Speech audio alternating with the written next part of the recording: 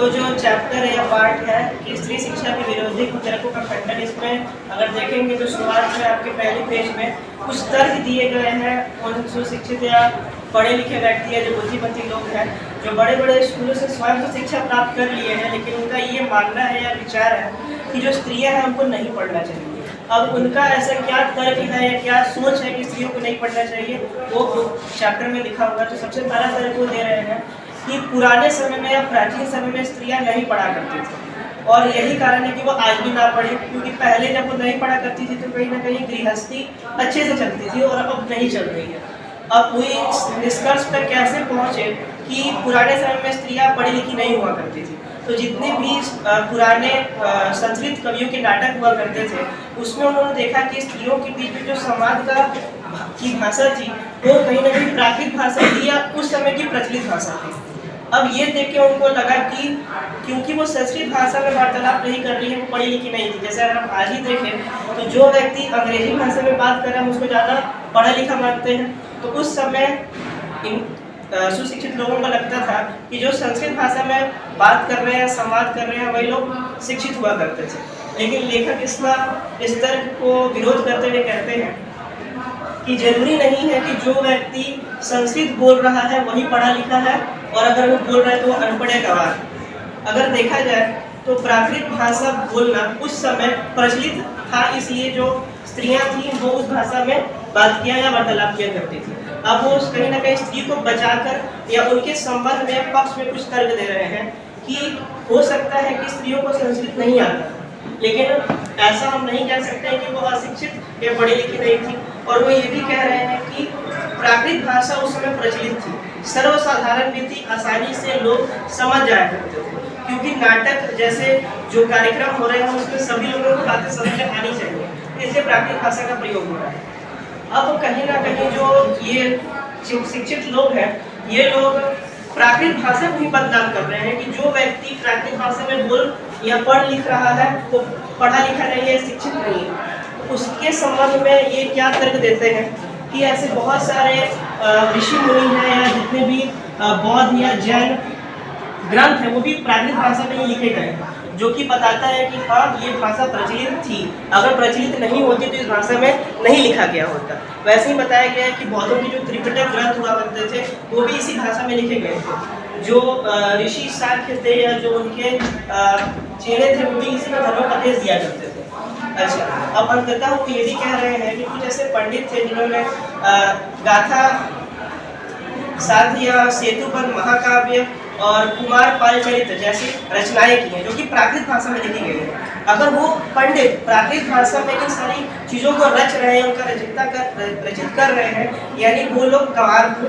अगर इन सुशिक्षित लोगों के नज़र से देखा जाए, अगर आप उनको गंवार बोल रहे हैं तो आज के समय में जो प्रसिद्ध से प्रसिद्ध अखबार के जो संपादक है वो भी गंवार हुए, क्योंकि वो भी आज की प्रचलित भाषा में संपादन कर रहे हैं। तो इससे वो ये बात करते हैं कि जरूरी नहीं है कि आप किसी संस्कृत या अंग्रेजी भाषा में बोलकर ही सुशिक्षित कहलाएंगे।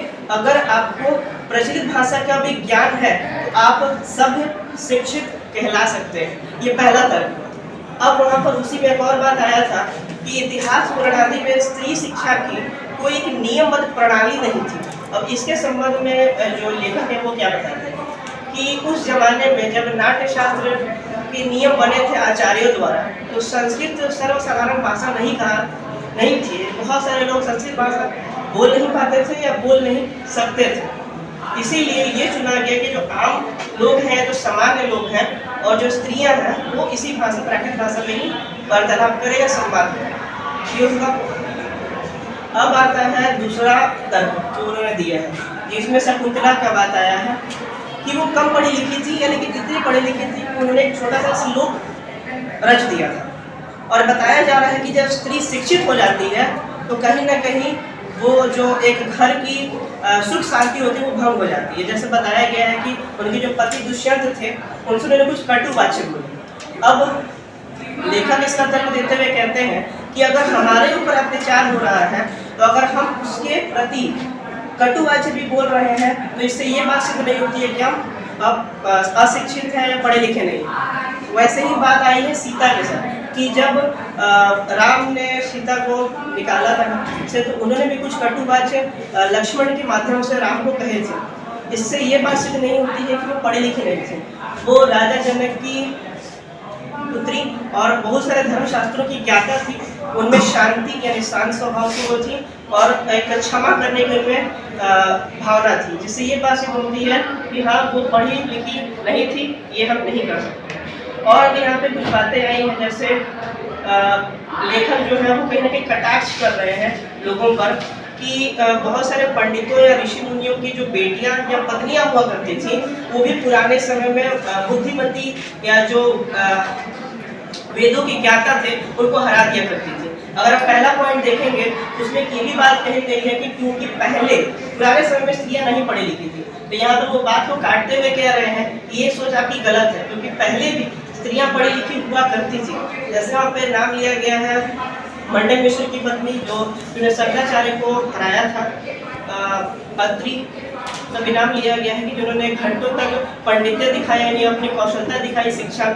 और ये बात सिद्ध करते हुए वो कह रहे हैं कि ये जो बुद्धिमती लोग हैं इसका विरोध करते हुए कहेंगे कि इनको शिक्षा देने का ही कारण है कि ये पूज्य जो पुरुष है उनको हराए या उनसे मुकाबला किए, उनको परास्त किए। और ऐसे ही लोग ये सारी चीज़ें करके हमारे भारतवर्ष को गौरव करना चाहते हैं, कहीं ना कहीं वो कटाक्ष कर रहे हैं इन पर कि आपका ये सोच है ये गलत है। अब एक तरह से वो भी एक पूरी जितना बात हुआ, यहाँ पर लेखक एक ही बात गौर कर रहे थे कि आपकी सोच गलत है।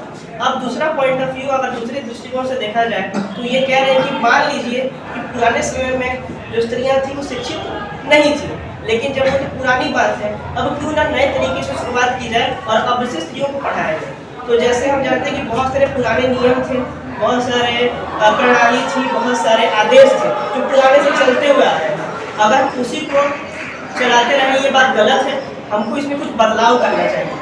वैसे ही हमारी जो सोच है ये ना बुद्धिमती लोगों जैसी कि स्त्रियों को अनपढ़ ही रखना चाहिए, इसको भी बदलना चाहिए, क्योंकि समय बदल रहा है, समय परिवर्तित हो रहा है और समय के परिवर्तन के साथ साथ हमें स्त्रियों को भी शिक्षित करना चाहिए।